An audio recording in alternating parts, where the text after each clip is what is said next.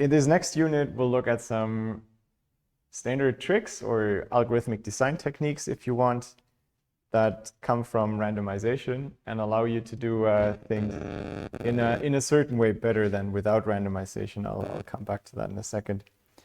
I had to pick only some isolated examples. There's many more, and many places have a dedicated lecture just on randomization for a full term.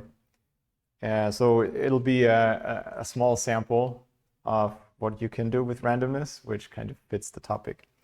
But it's not completely random. I gave it some thought. Anyways, so we've seen probably complexity theoretic, not too much to win, but we can still get algorithms that are simpler, even if they don't achieve better performance.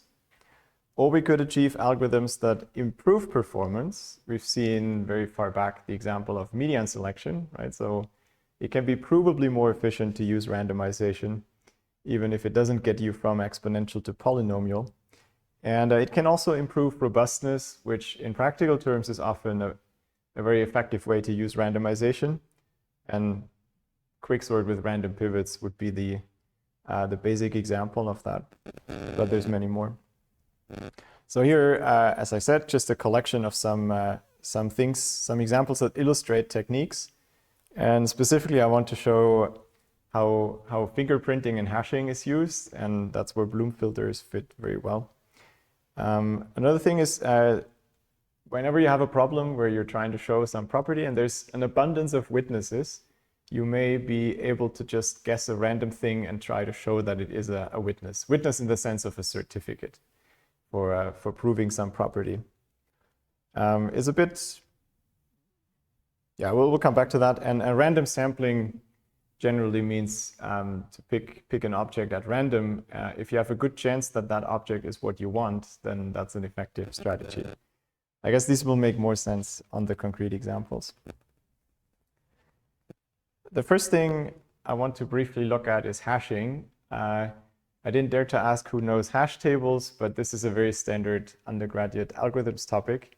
So I will only briefly recap some of those bits and rather show a few cases where really the randomized angle comes through and maybe some analyses there.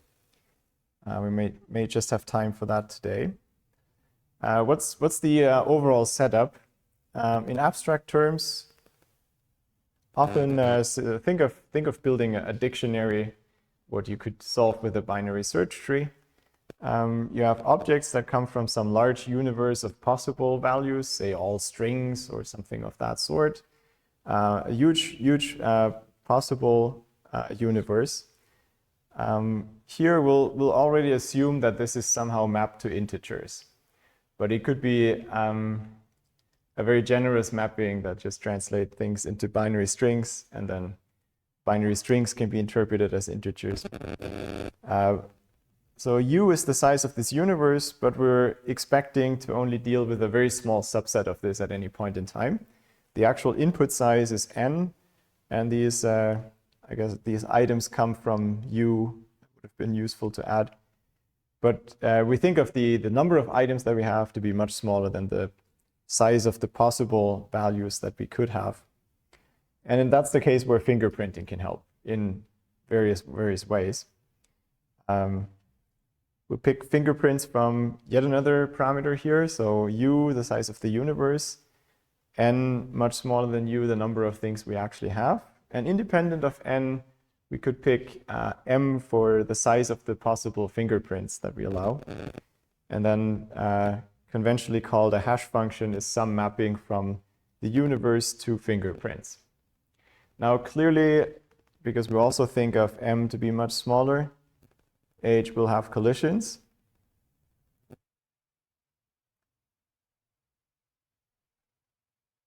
Meaning there are X and Y in the universe so that they have the same hash value. That's inevitable if we reduce the large universe to a much smaller range. And in general, we will have some collisions, yes, but we'll actually have many collisions. The point is that we hope to have few on the actual data items that we deal with. All right. classic examples of using hash functions for various problems are hash tables and Bloom filters. So a hash table let's maybe draw this briefly. Also do the analysis next time. So for this course, the hash tables I'm thinking of are very simple indirect chaining hash tables.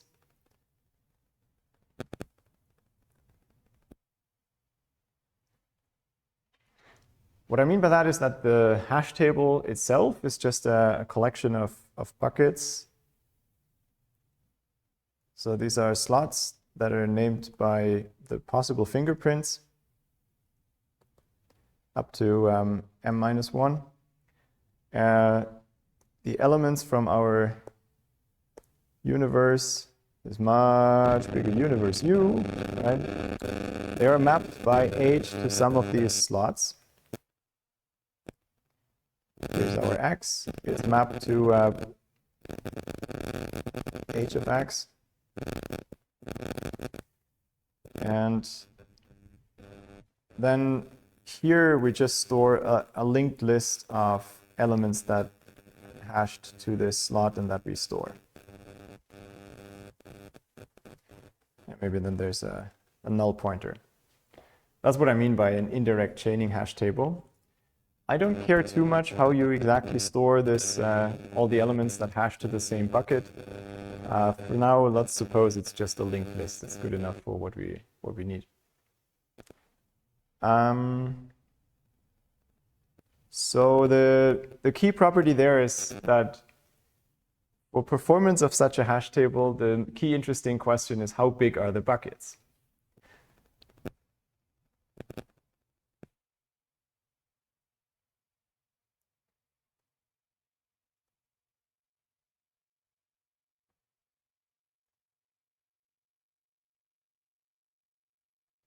Or more formally, I think we'll always denote this by capital X for a fingerprint J.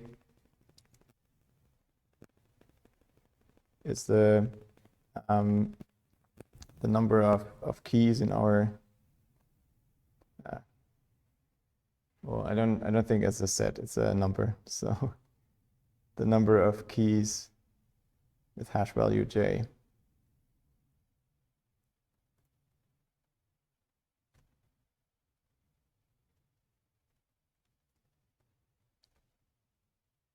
In our hash table. So of course, over the entire universe, there's many more, but we care about the elements that we want to store.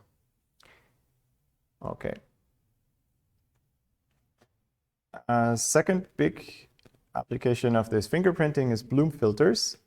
The picture looks almost the same, but it's used for something different, and so also we store things differently. We still have these rows or slots. 0, 1 up to m-1. We also have our big universe mapped via h to some slot.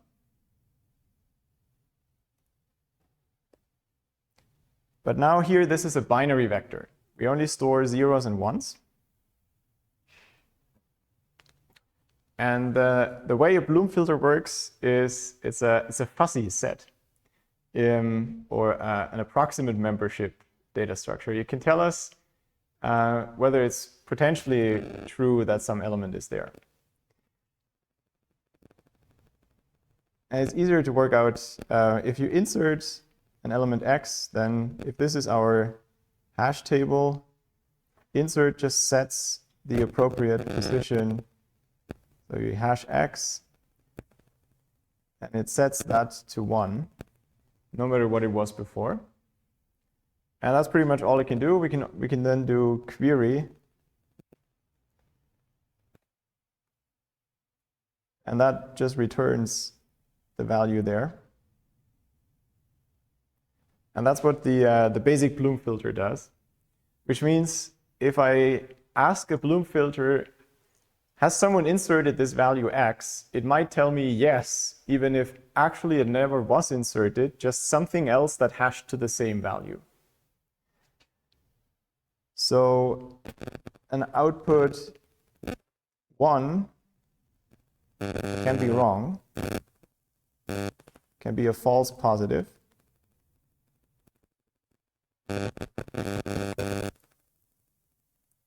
So you might wonder, when would you ever want to use such a thing? But I'll tell you in a second. The nice thing is if it says 0, you're sure this is always correct. Because if nobody hashed to that place, then certainly the thing that you're currently checking also wasn't inserted. Otherwise, it would be a 1.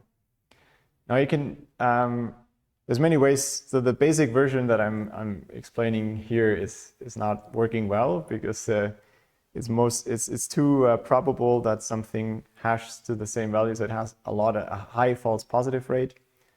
You would want to include several independent hash functions and several bits and then check all of them. And only if all of the hash tables are 1, you would say this element is present. So you can reduce the false positive rate by using several Bloom filters in parallel if you want.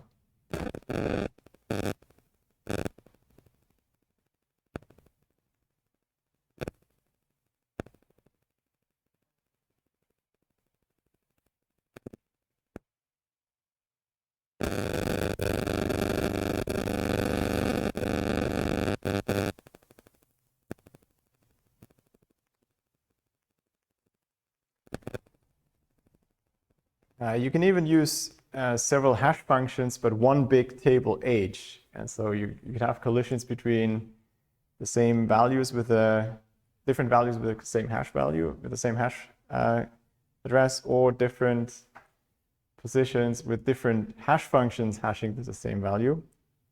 You can still deal with that. And there's also ways to somehow make deletions work. In the pure form, you cannot delete something. Once it's been inserted, we cannot remove it again. And the reason is clear. If you wanted to remove something, if you don't know for sure whether it was there before, you don't know whether taking it away, putting it to 0 would delete effectively many other things as well. Right, so Bloom filters are like this. They are fuzzy, they can be wrong. In this case, they can only have false positives. So a standard application for this would be some kind of a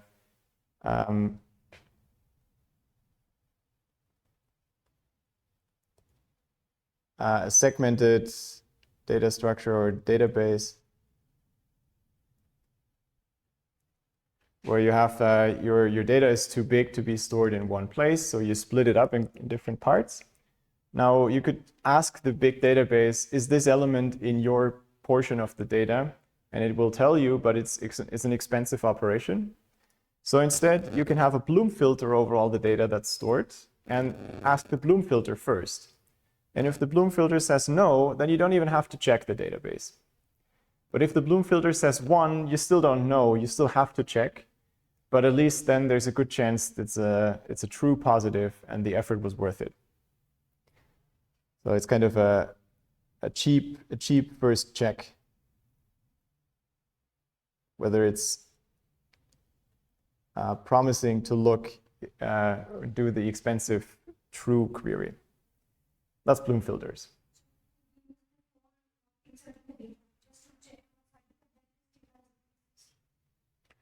So I'm only thinking of a query. I would so you have some database split up according some rule, but you don't know where elements are. Now you're trying to do a lookup.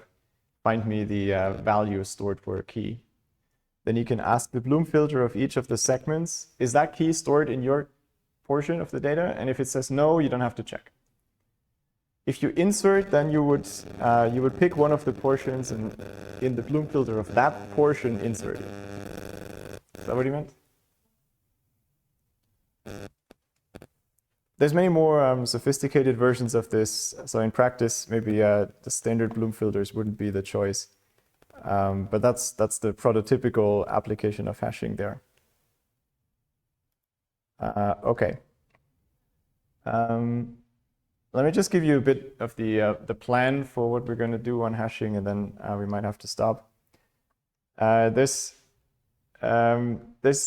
essentially three ways in which randomization helps hashing.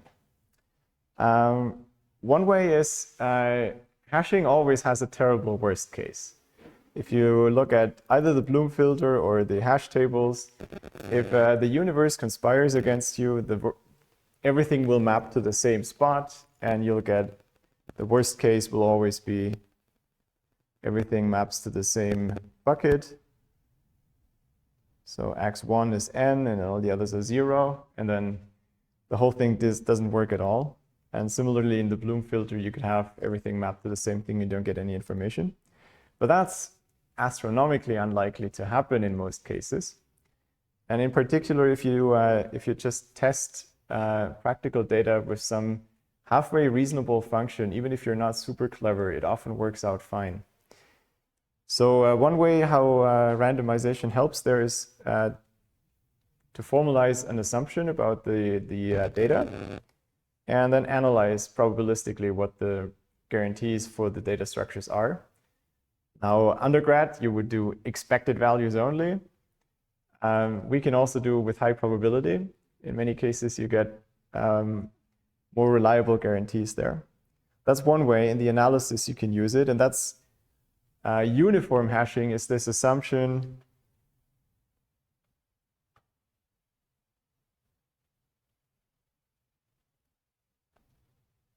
that all hash sequences that you get are equally likely.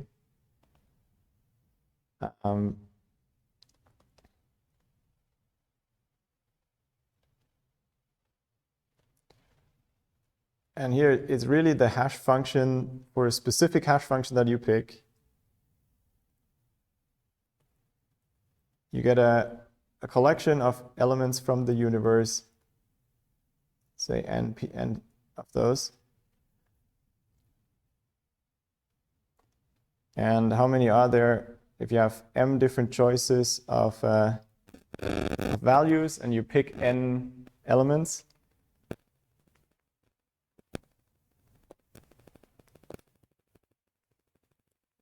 come on.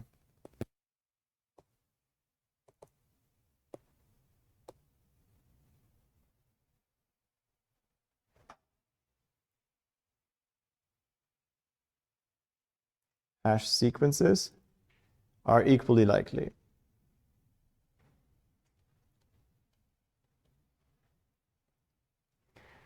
This is an extremely strong assumption because it doesn't just say something about the input, but it's the combination of hash function and input. Then the other two uses are using randomization explicitly to pick a random hash function so that you can expect good performance even if the input is adversarial. And lastly, we'll see some example of probabilistic method turned into an algorithm for perfect hashing.